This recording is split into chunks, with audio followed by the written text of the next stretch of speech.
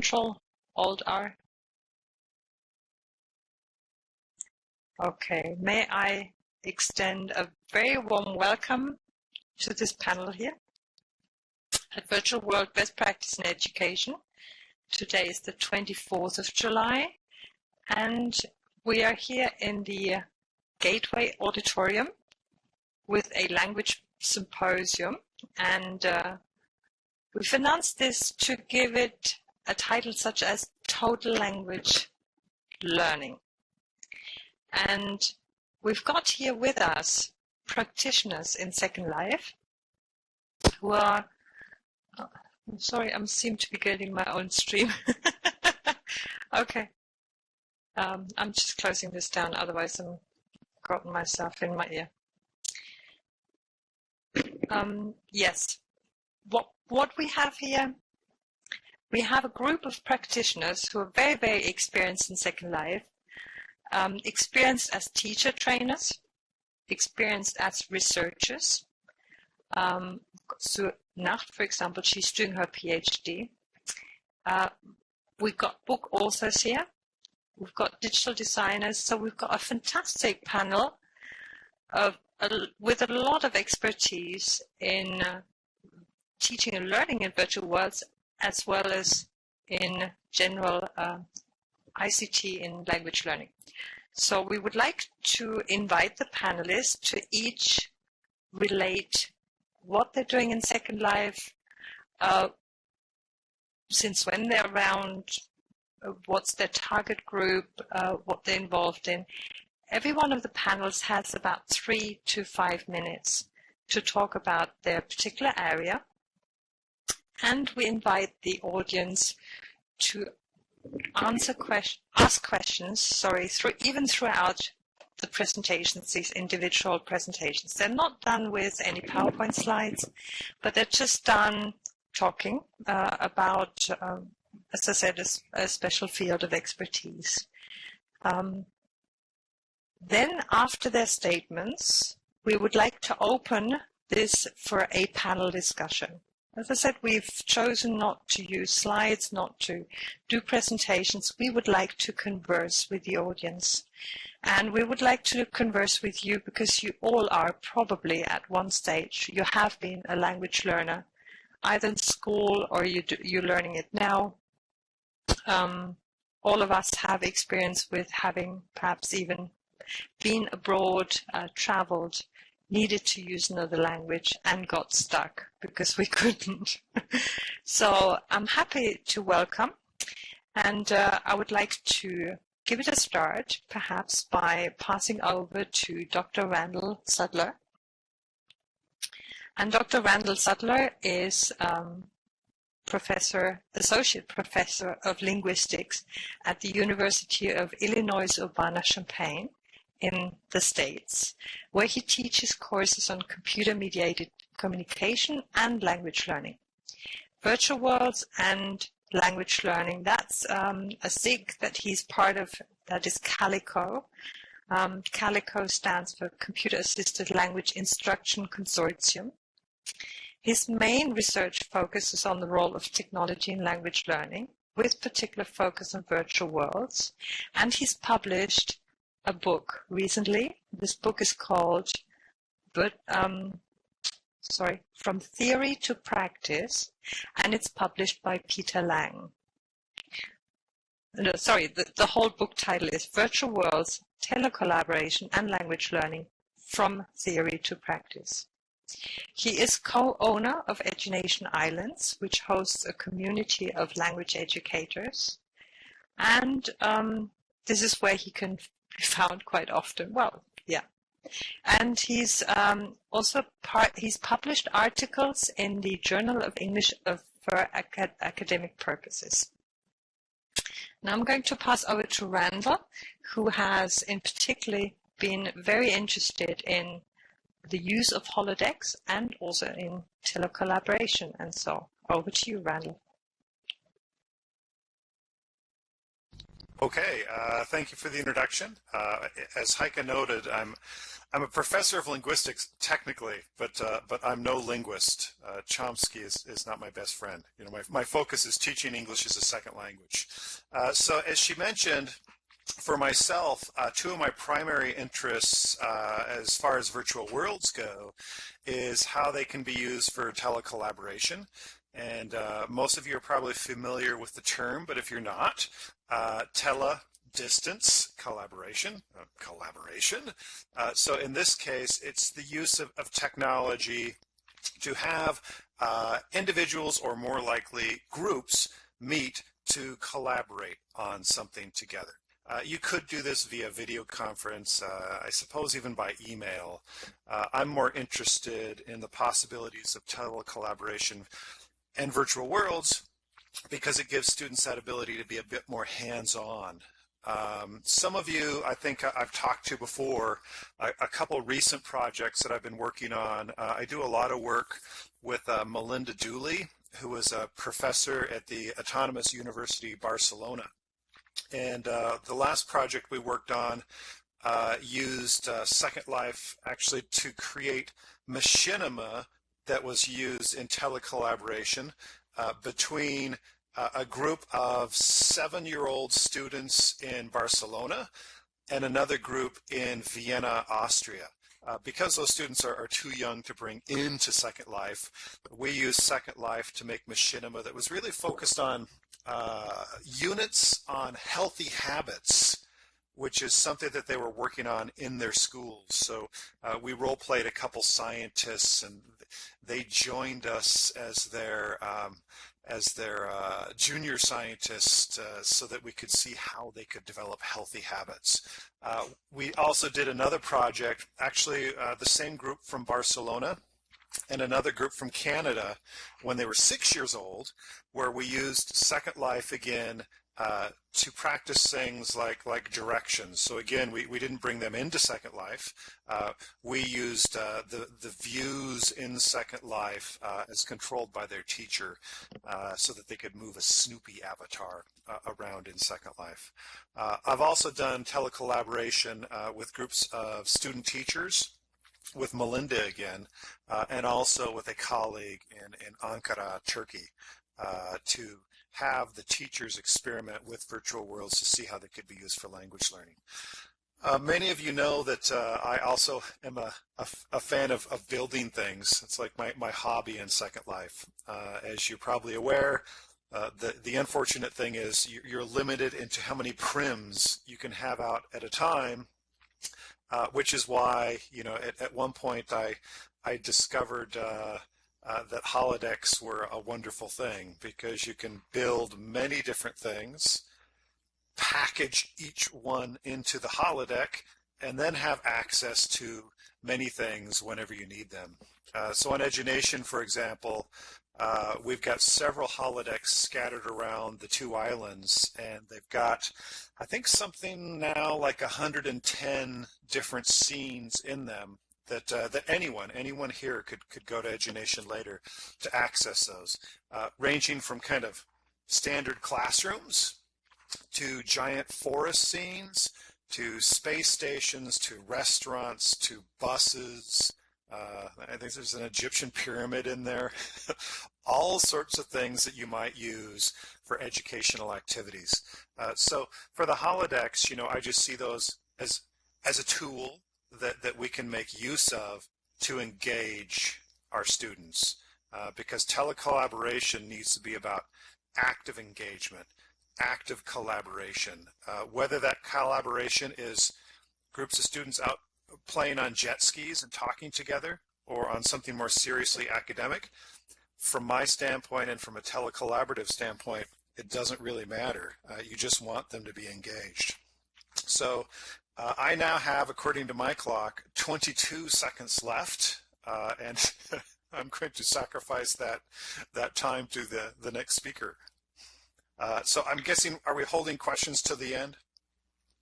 Yes, and if you could just mention just this one holodeck that you created for this telecollaborative projects with Spain, and the reaction of the kids.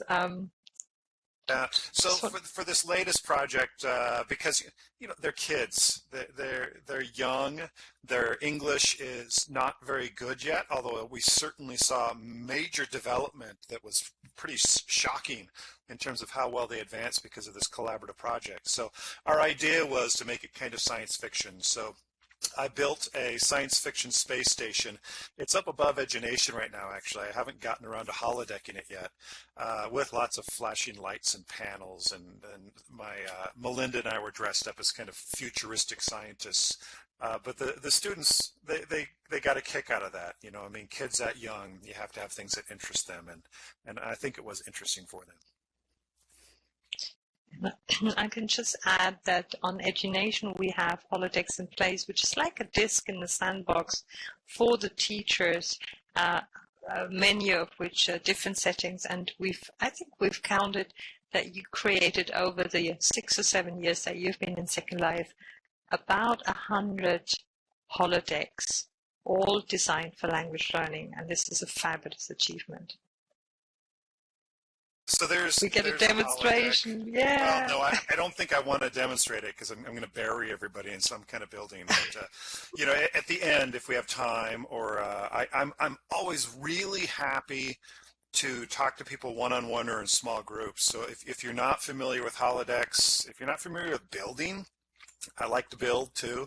So if anybody kind of wants to get together to work on simple building or more complicated stuff and holodecks, I'm always happy to meet with people. So anybody can feel free to contact me anytime. Just one thing that I could also recommend for all of the educators, if you have lots of new ones to Second Life, one of the most popular holodecks that we have is Boutique Renoir, which is a shop with a few pieces of clothes, of free of charge clothes. And you know how much people want to just put on some t-shirt. And it's a fantastic way of engaging into a conversation by giving the students the possibility of changing their outfit. This is just very popular. So I'm going to pass over to the next person, and I'm actually not sure who to choose because we've got some fantastic educators here. Allow me perhaps to go over to Winchell Hare. Well, in Second Life, she's called in real life Shelvin Corrigan. And Shelvin is, she has received 2 awards from her university. She has a master in linguistics and a master in digital media and learning. She has certification in multimedia studies, and she's worked in digital design since, sorry, Randall, do you want to close your mic? Since 94. In addition, Winchell has taught ESL and EFL in Europe and South America and at universities in California and New York. Her interests are in teaching, pronunciation, academic oral skills, and the integration of new media in the classroom. She's working on machinima development for language learners and teachers. She's a media consultant, a web designer, has taught ESL at the University of San Francisco since 2001. In Second Life, she's been working as a teacher in English City and recently has joined an interesting startup called Learn in Town. Shelvin teaches graduate courses in digital media and learning programs and is currently devoting most of her time to course development. And the 2 awards, 2 years ago, she received an award, Innovation in Teaching Using Technology Award, and this, which is only to give to 1 full-time and 1 part-time faculty per year out of the whole university. And this year, she also received the Innovation in Teacher Collaboration Award together with another teacher. They received $5,000 in for the award. And this was about a project involving teachers and training paired with ESL students in Second Life.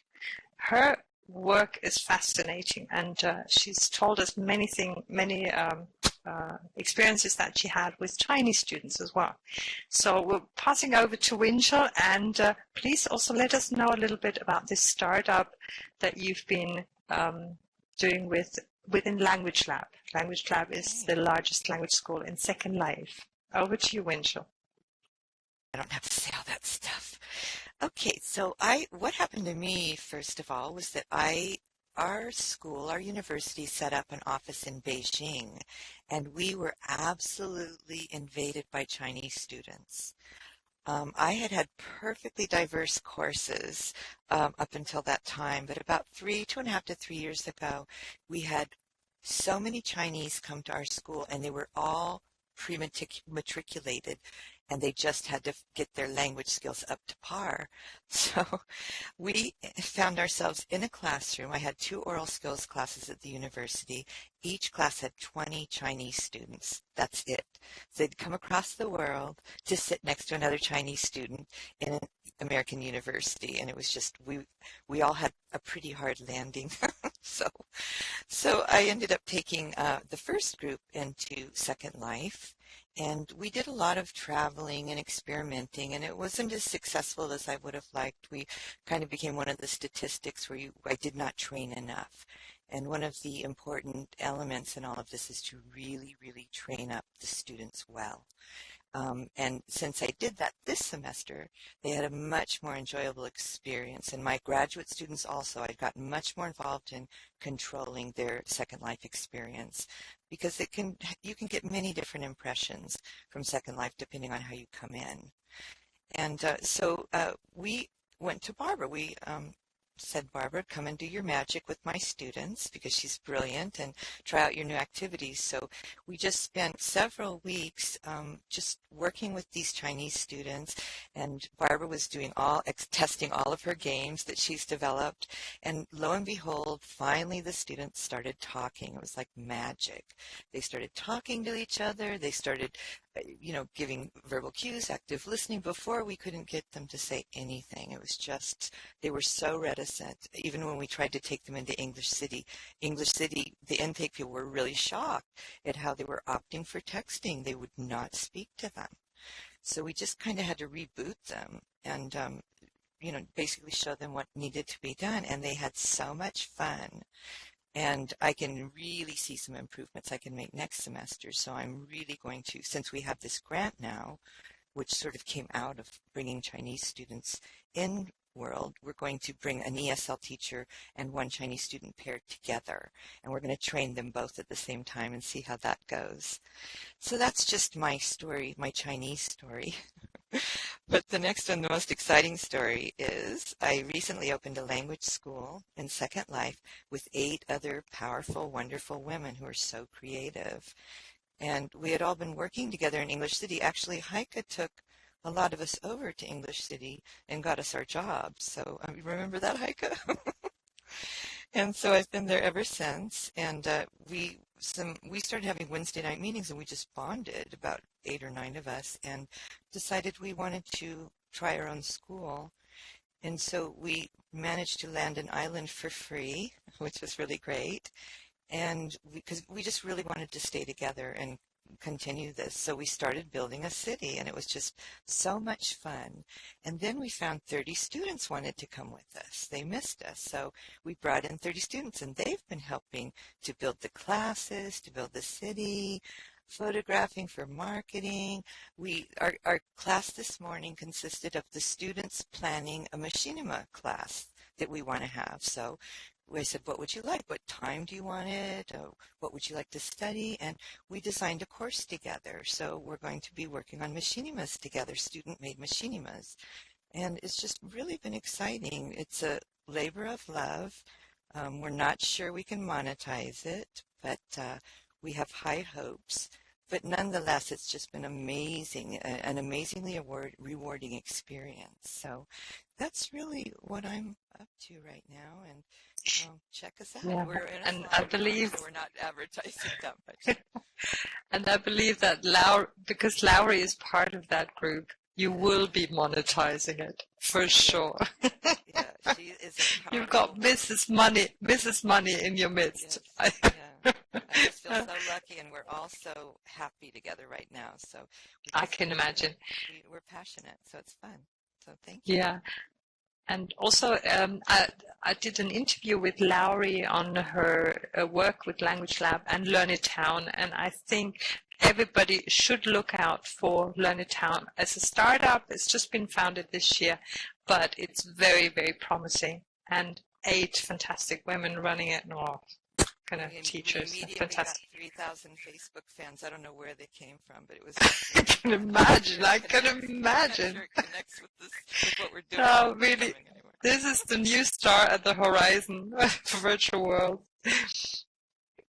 So, okay, I'm going to straight away pass over to Jens, who's been involved in creating Machinima. Now, I'd like to introduce you to him because Jens has been a very passionate supporter of learning in Second Life, because he also experienced it as a learner, initially by being part of the project Avatar, which was an EU-funded project, took place in 2011.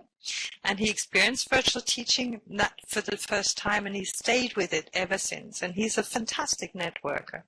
He's also always around, always talkative.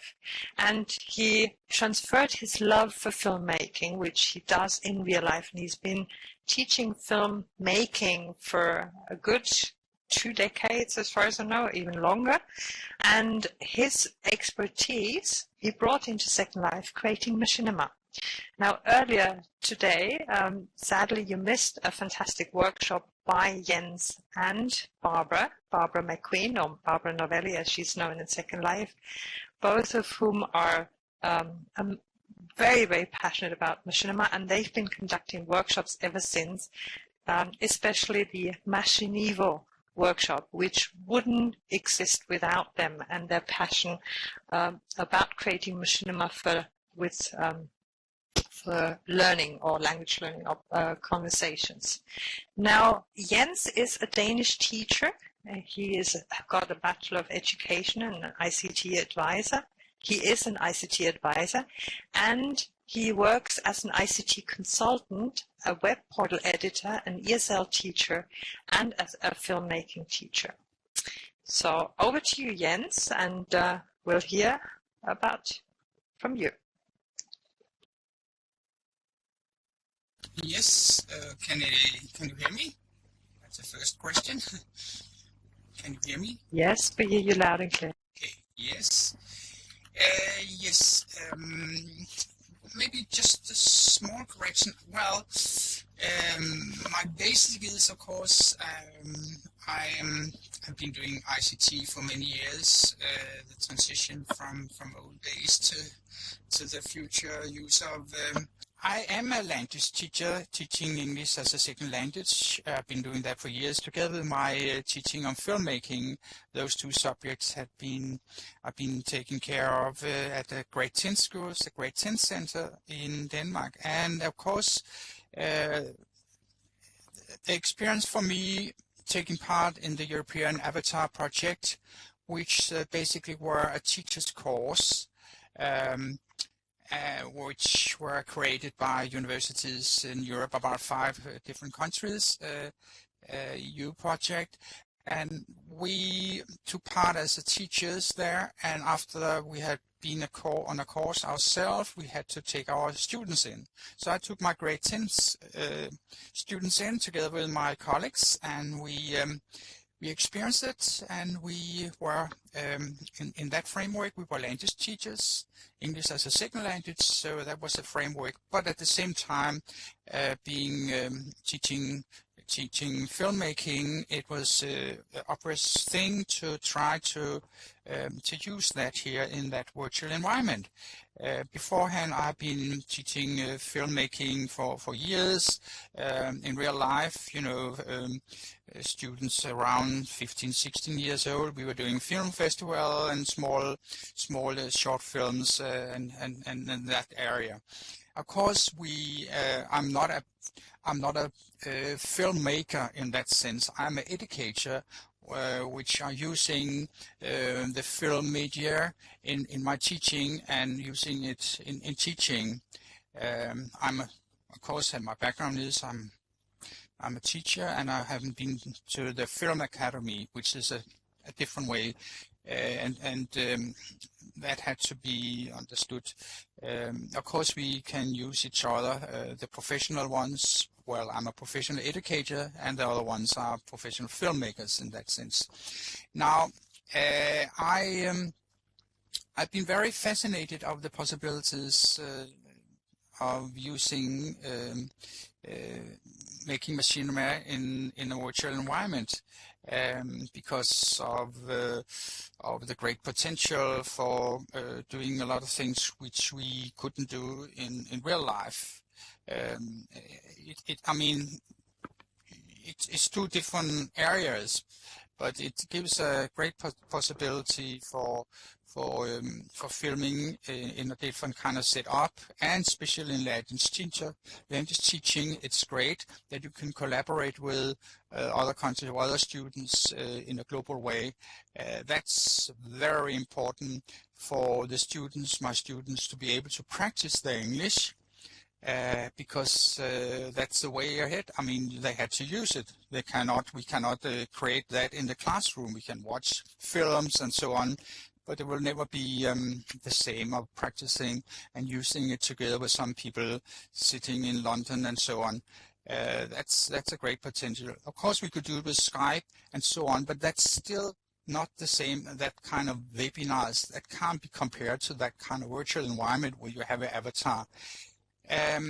So I stayed on because I could see possibilities, and I got involved with the people around Nation, and I love this kind of networking and sharing things.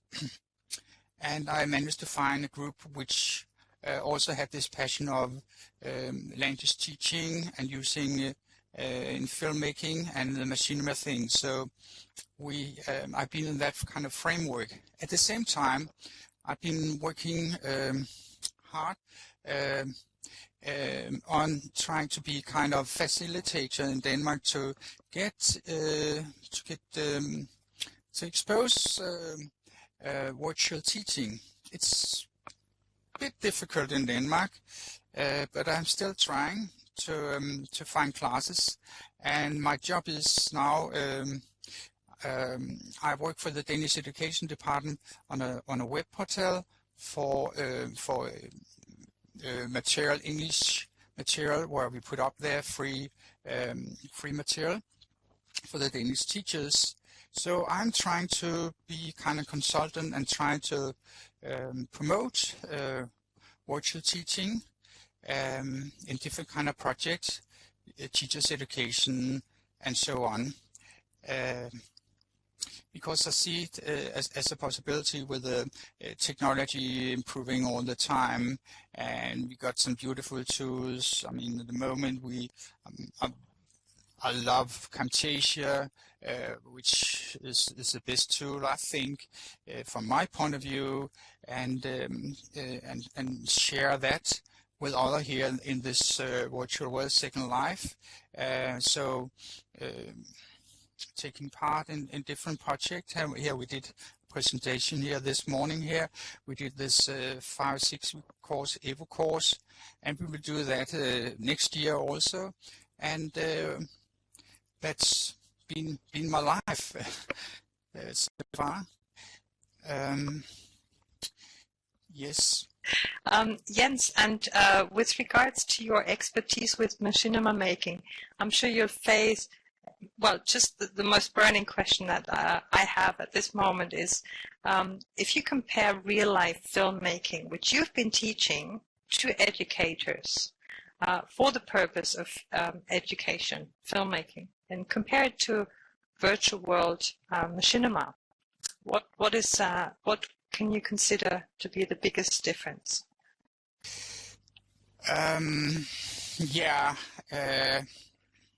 It's a very interesting aspect what you're bringing up. The biggest difference, well, It is that there are no limitation in a virtual environment like Second Life. You in that kind of virtual environment, there are no limitation. You are very in real life. We are very much limited to go outside the classroom. Well, that's nice also for the students to go out in the society and so on and do a recording, but you are very much limited in many ways compared with where you can sit and be in locations in China, in Berlin, all the. I mean, you could be in a global community with real people behind, and you can communicate.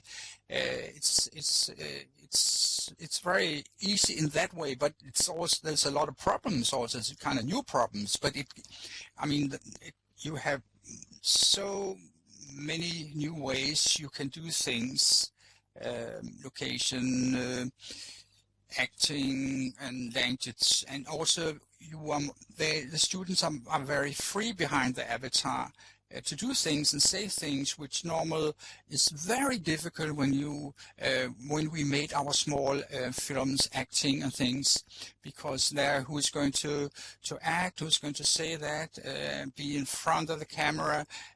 All the students would love to be behind the camera and doing the film, but you're very much exposed to things, and you're saying and you look and all that. Of course, that's also a side of it. They had also to do that. I mean, we cannot just work in a virtual environment in that way. We had to do both things.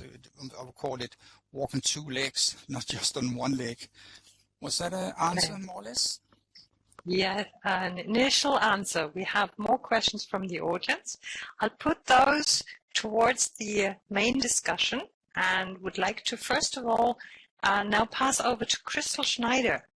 Now, Crystal Schneider, who's been a lecturer for adult education at the University of Hamburg for more than 10 years, and then more than 5 years she's been secretary for Cambridge ESOL certification and administrator for language testing for the Goethe Institute and TELC.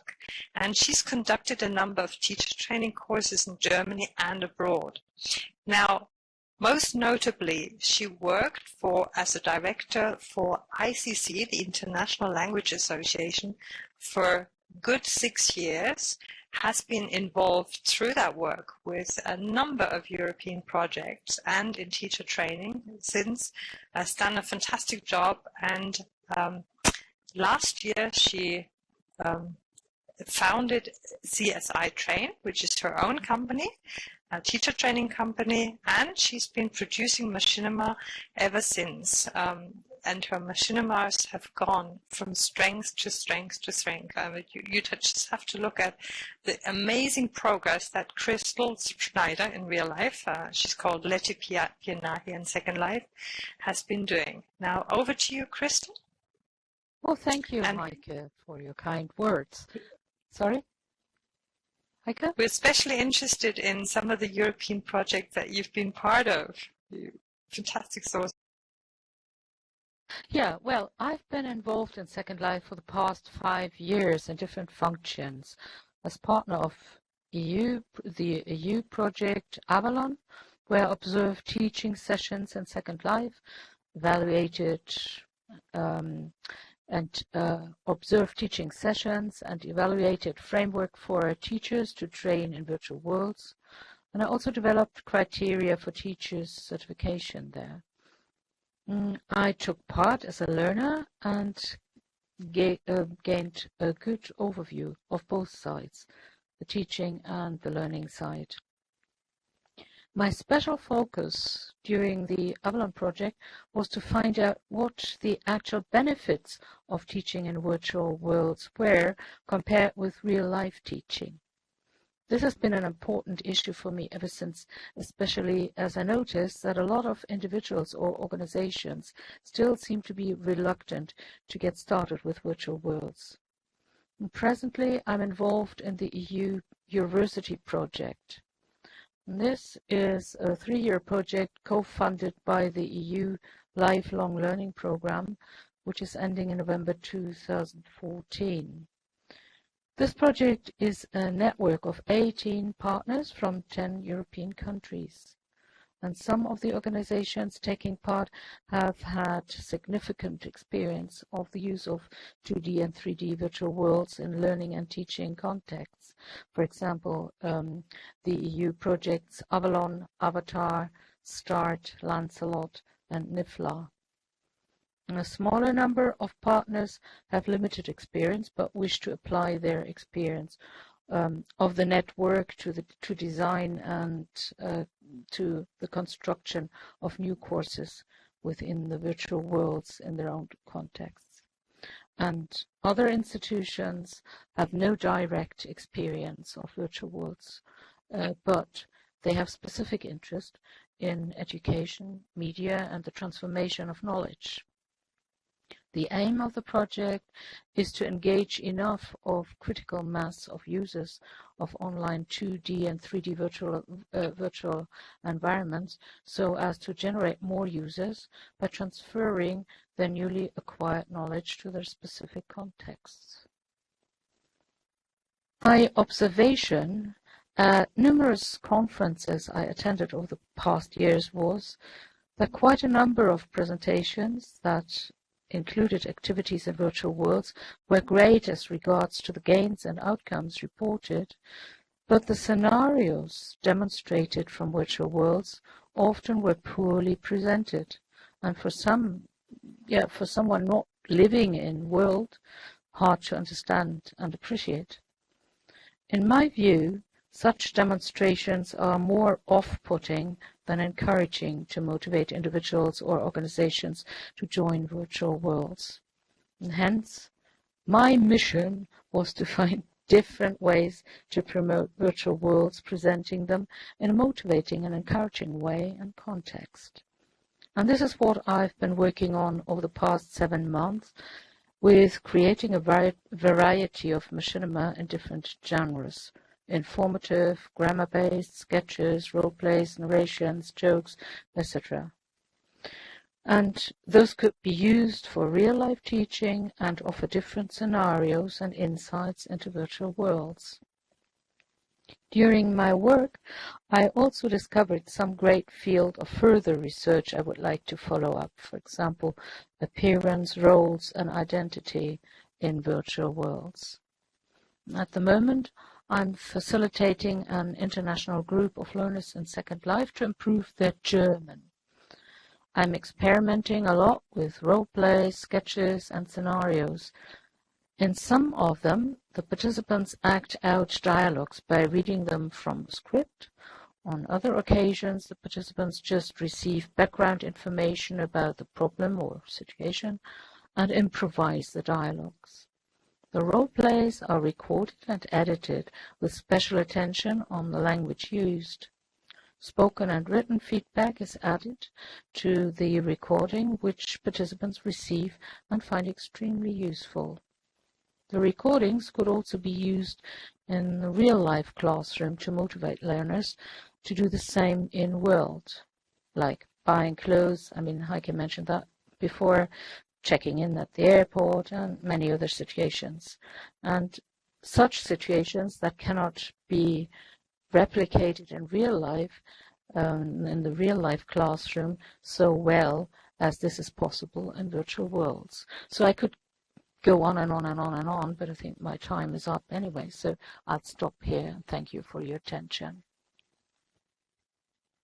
Thank you very much, Crystal. And I'd really like to pick up later on a little bit about your thoughts on how to reach critical mass so that more people enter Second Life rather than leaving it. And this we would like to put into the question and answers, into the panel discussion round, if that's okay. Before that, we would like to still hear from 2 representatives here.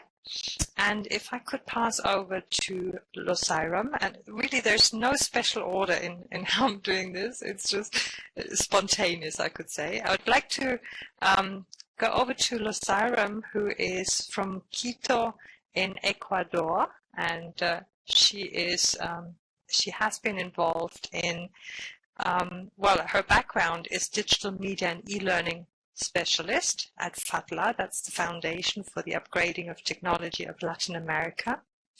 She holds a master degree in clinical psychopedagogy with Universidad de León in Spain. She's a lecturer of academic composition, APA style, and tutoring thesis. And that is in Quito, Universidad San Francisco de Quito. She's a former principal of K-12 Colegio San Fernando, one of the first schools founded in Quito in colonial times. Now, especially today, we've heard the announcement that Quito is the capital of Ecuador and has just been awarded the World Travel Award, which is kind of for a tourist destination the equivalent of an Oscar. So she lives in a very beautiful town, and she has been active in Second Life and most notably around on with a language learning machinima that she's been part of, and we're looking forward to hearing from you, Losaram, about Familia Gomez. Thank you, Heike. A very nice presentation, and thank you all of you for your attention. And yes, this award for Quito is very recent. It was announced only the 22nd, so it's brand new. And yes, I hope someday you can visit South America, and especially Ecuador. And Quito is really a beautiful, beautiful. We are on the top of the Andes, so imagine. It's really nice. So, well, already Heike introduced me, and it's really, well, I hope I can do it right.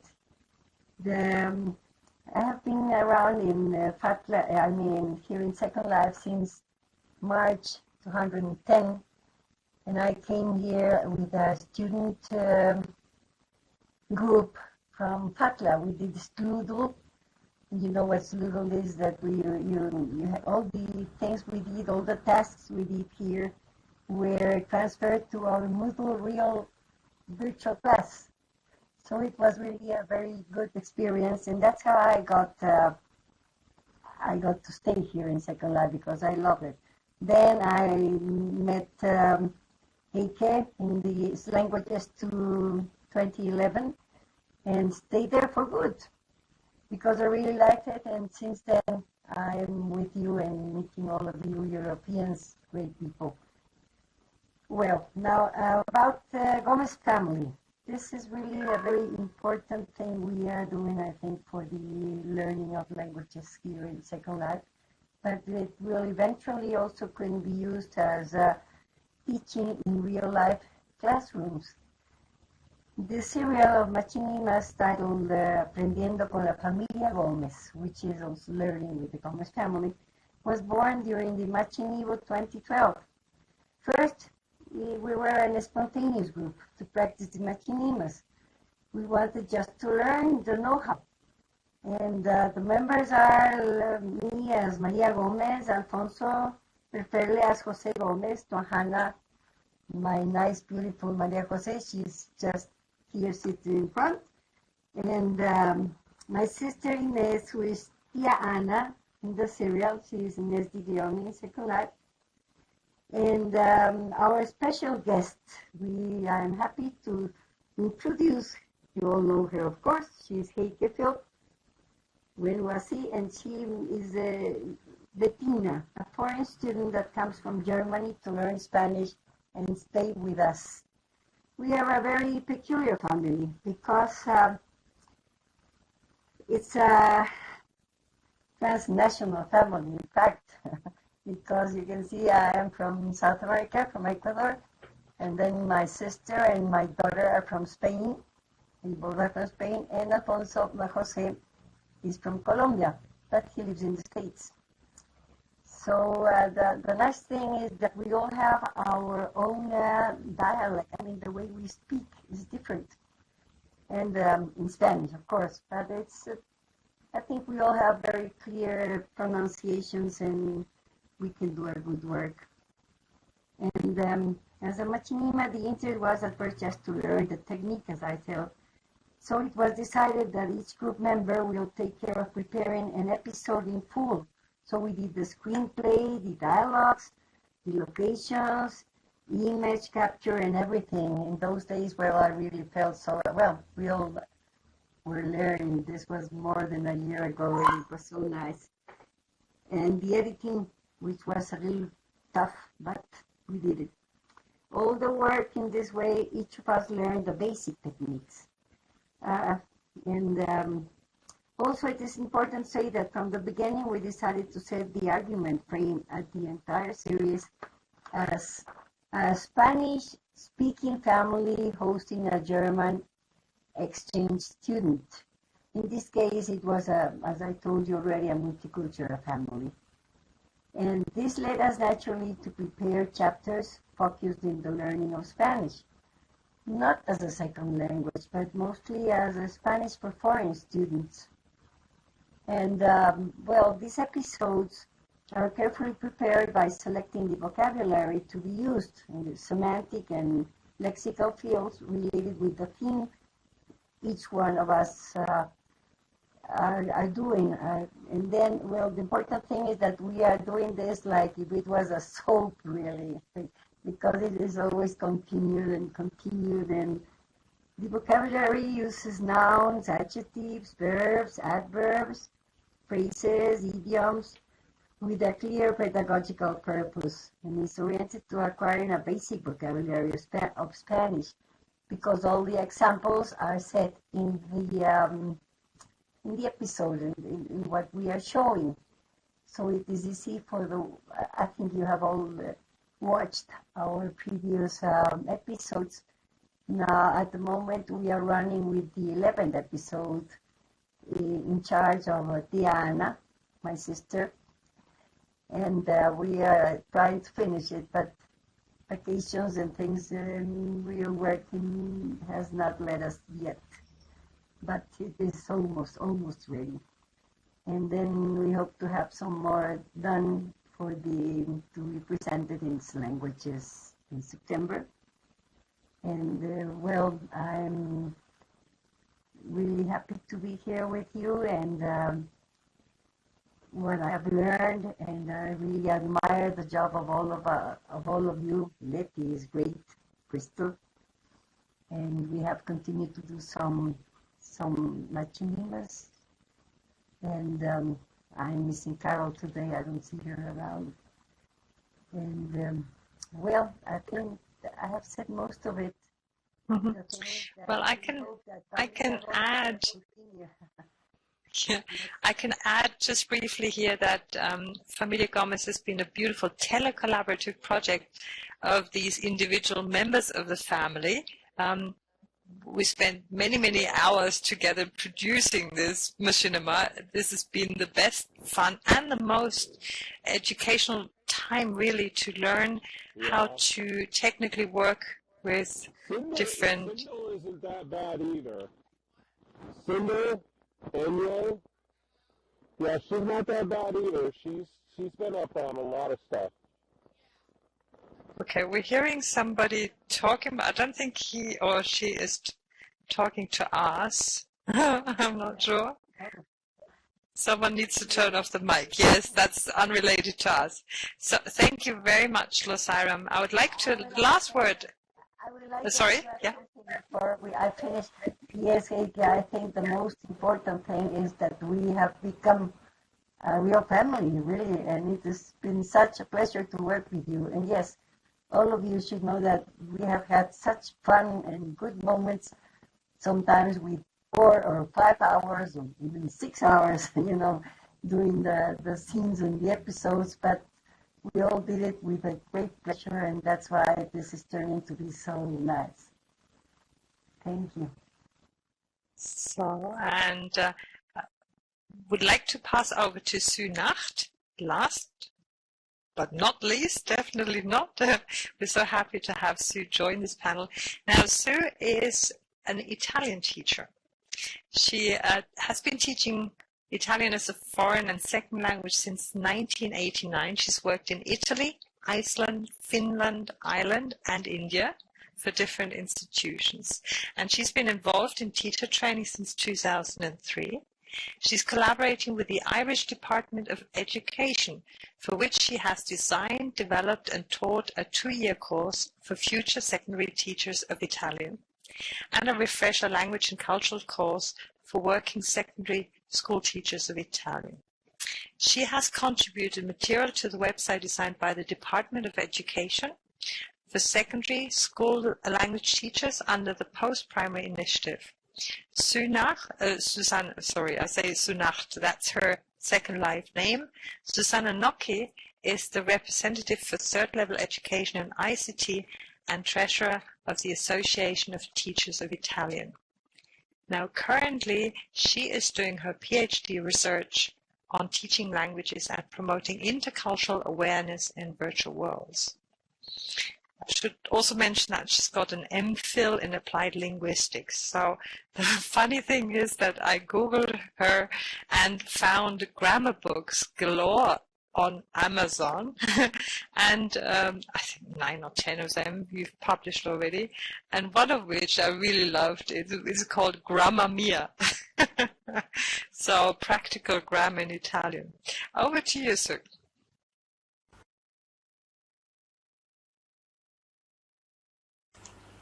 Is that working now? Yes. Well, thanks for the introduction and mentioning of Gramma Mia, which was an adventure per se. And thank you all for being here. Well, my experience in Second Life started in 2008 when I joined it just out of curiosity. I had a great summer dancing around and talking to loads of people from all different countries.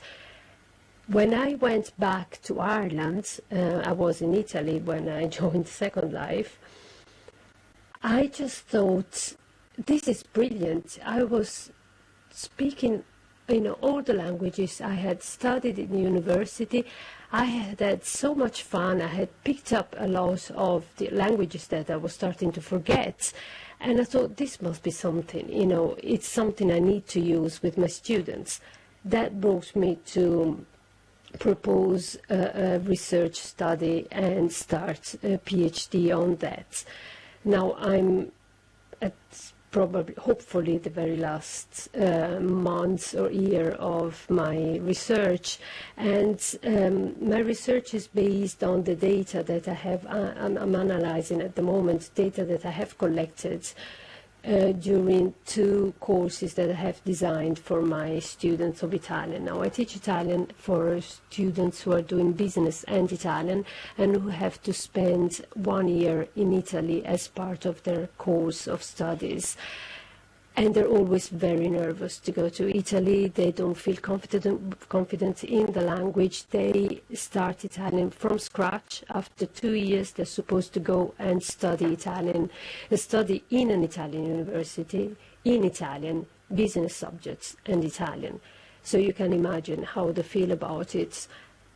I thought, well, they do need to get used to people talking to them. They have to talk to Italians who don't know them, who don't speak as slowly as I do, because I know what they can do. And I designed with them, asking them what they thought might be more useful for them, 2 courses in 2 different years. One took place in 2010, and the other one took place in 2012. The courses were a very interesting journey. The first one really gave me a lot to think about.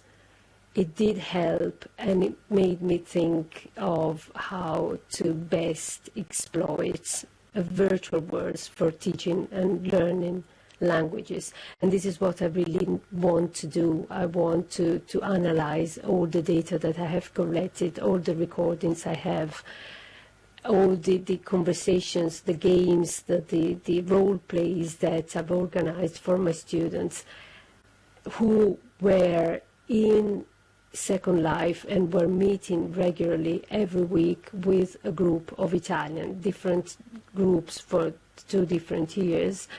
In the first year, we had Italian students who were going to become teachers and using technology for teaching. In the second year, I found a group of enthusiastic Italian people who were just happy to meet foreigners and help them learn, which is brilliant. This is what you can do in Second Life with the generosity of the people who are in here.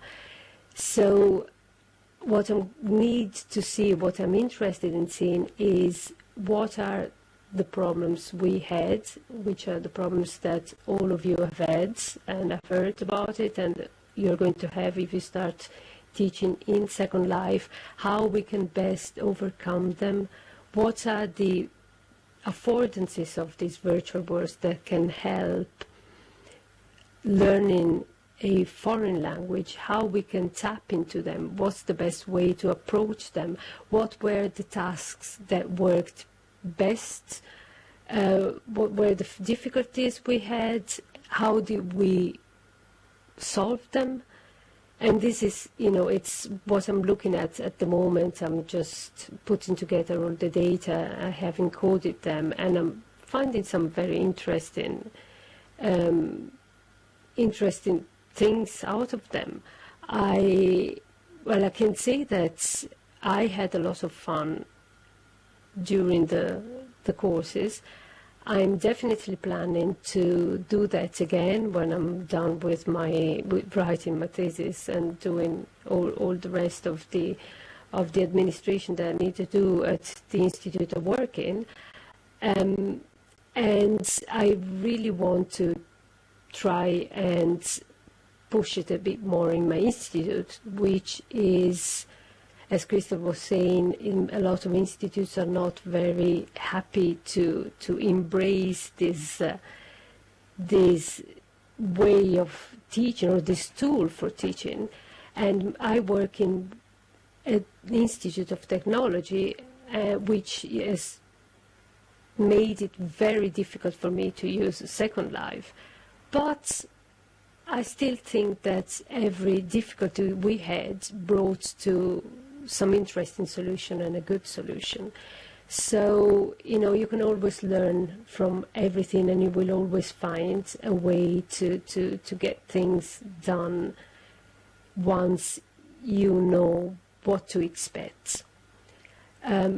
My students, the ones who were able to participate in the course, found it very helpful, or so they said. I do believe they did. I could see the difference in especially the way they were feeling about the language and their confidence in it. And the material that I have is amazing. I have hours of only Italian. In 3 out of the 9 sessions I have analyzed at the moment, they have used English only for 5 words, and one was me, actually, so I was the guilty party. And even in the difficult technical problems, they were communicated in Italian between them, amongst themselves and with the Italian. So it was a very, very interesting experience, and I think it works perfectly for learning languages. That is exactly the results, the preliminary results. We were happy to hear from you without actually having analyzed all of the data as yet. You're saying that it really works to get Italians together with Irish. Are they mostly Irish, your students? Or are they from all over the world? Well, they're mostly Irish. I had 2 non-Irish students in the last group. But, well, yes, it's an Irish institute, and most of our students would be Irish. And the interesting and, in a way, surprising thing was that Second Life, I have to be honest with you, it drives me mad with all the technical problems we're having all the time. And especially in Ireland, the internet is, or has been up until very recently, in most parts of Ireland, very weak. And I was crashing all the time. My students were crashing. They had problems. They couldn't move around. They couldn't see. They had old laptops and so on and so forth. However, everything was solved using language, and they were using Italian. And I was happy. I don't care, as long as they speak Italian and they do it confidently, it was a good thing anyway.